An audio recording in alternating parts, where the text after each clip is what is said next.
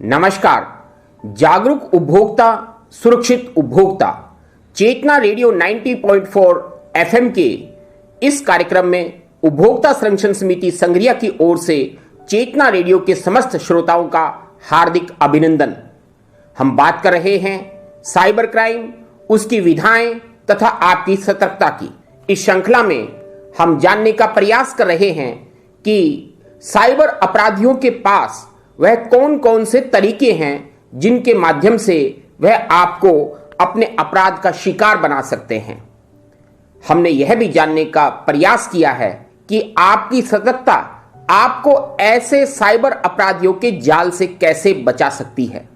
इसी श्रृंखला में आज हम साइबर अपराधियों की एक और विधा का जिक्र करने जा रहे हैं जो अक्सर जाने अनजाने आपको सूचना एवं प्रौद्योगिकी का उपयोग करने वाले व्यक्ति को अपने जाल में फंसा लेती है।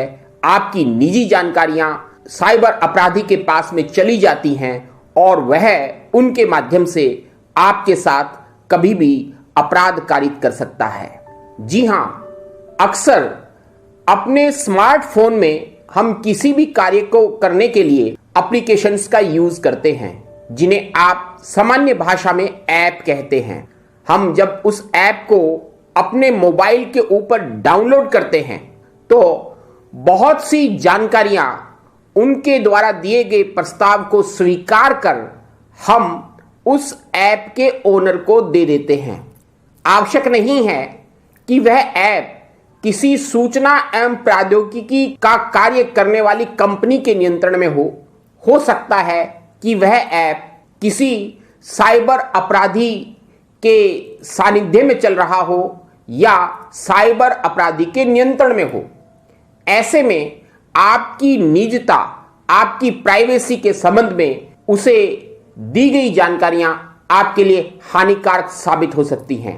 हम बात कर रहे हैं सूचना एवं प्रौद्योगिकी का इस्तेमाल करने वाले, तकनीकी रूप से जानकारी रखने वाले ज्योतिर्मय आर्य से। वह बताएंगे कि एक ऐप को डाउनलोड करने में आपको क्या क्या सतर्कता रखनी चाहिए जिससे कि आप साइबर अपराधियों के जाल से बच सकते हैं। नमस्कार। सबसे पहले मैं धन्यवाद करना चाहूंगा चेतना रेडियो और उपभोक्ता संरक्षण समिति का कि उन्होंने मुझे ये बुला के यहाँ पे ये अवसर दिया ताकि मैं मेरी बात यहाँ रख सकूं और लोगों को जागरूक कर सकूं कि कैसे वो साइबर क्राइम से बच सकते हैं। तो जैसे कि हम सब ऐप डाउनलोड करते रहते हैं, हमारे निजी जीवन के अंदर हम रोज अलग अलग कई ऐप डाउनलोड करते हैं। सबसे ज्यादा यूज होने वाला ऐप जैसे फेसबुक, व्हाट्सएप, ट्विटर और भी ऐसे कई ऐप है जो बहुत यूज होते हैं। अब मान लीजिए मैं आपको उदाहरण के तौर पर बताता हूं कि आपने व्हाट्सएप नया डाउनलोड किया।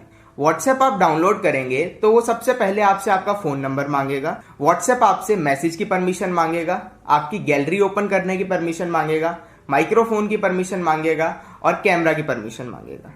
ये परमिशन वो क्यों मांगता है और आप उसे क्यों देते हैं? ये वो इसलिए मांगता है क्योंकि आप व्हाट्सएप से फोटो शेयर करते हैं जिसके लिए उसे गैलरी चाहिए। आप व्हाट्सएप से फोटो खींचते हैं जिसके लिए उसे कैमरा चाहिए और रिकॉर्ड ऑडियो या फिर वॉइस नोट के लिए उसे माइक्रोफोन चाहिए। लेकिन आप एक तरह से ये भी सोचिए कि आपने एक ऐप डाउनलोड किया। मान लो आप एक कैलकुलेटर डाउनलोड करते हो और वो कैलकुलेटर आपसे कैमरा की परमिशन मांग रहा है, वो कैलकुलेटर आपसे माइक्रोफोन की परमिशन मांग रहा है। तो क्या कभी आपने ये सोचा है कि कैलकुलेटर को इन चीजों का क्या काम?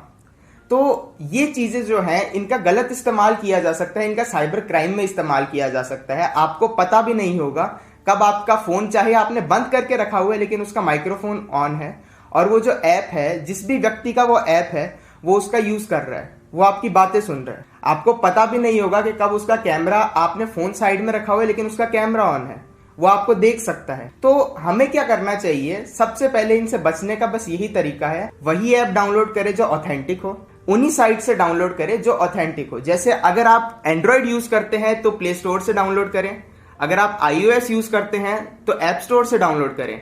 कई ऐसी साइट्स है जो पेड ऐप फ्री में देती है जैसे सॉफ्टकोर और APK प्योर, और भी कई ऐसी साइट्स हैं जो फ्री में ये ऐप्स देती हैं, लेकिन आप वहां पे ना जाएं।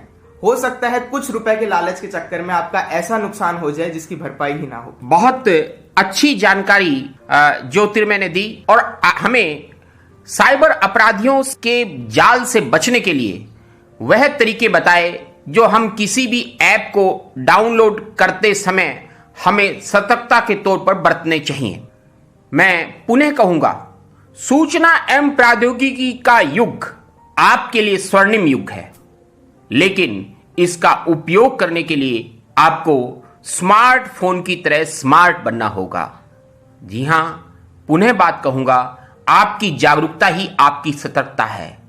इसीलिए उपभोक्ता संरक्षण समिति संग्रिया ने उपभोक्ताओं की जागृति के लिए इस कार्यक्रम का नाम भी जागरूक उपभोक्ता सुरक्षित उपभोक्ता रखा है। आप सभी श्रोताओं का बहुत बहुत धन्यवाद।